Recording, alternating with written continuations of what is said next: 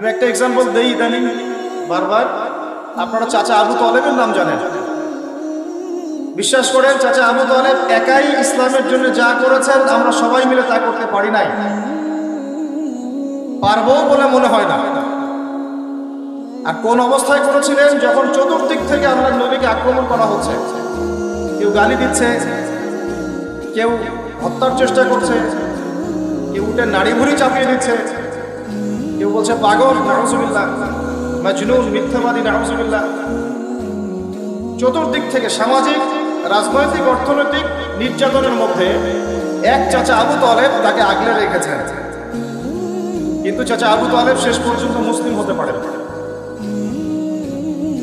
সাহাবীরা জিজ্ঞাসা করেছিলেন, ইয়া রাসূলুল্লাহ সাল্লাল্লাহু আলাইহি ওয়াসাল্লাম, নবীর নাম আসলে বলবো কি বলবো? একবার বললে 10 নেকি হবে ইনশাআল্লাহ, 10টা গুনাহ মাফ হয়ে যাবে ইনশাআল্লাহ।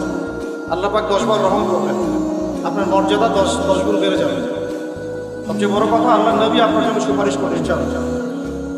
তো তিনি এত সাহায্য করার পরে সাহাবীরা বলেছিলেন যে আল্লাহর নবী সাল্লাল্লাহু আলাইহি ওয়াসাল্লাম তিনি যে আপনাকে এত সাহায্য করলেন, কিয়ামতের মাঠে কি তিনি কোনো আজর পুরস্কার পাবেন না?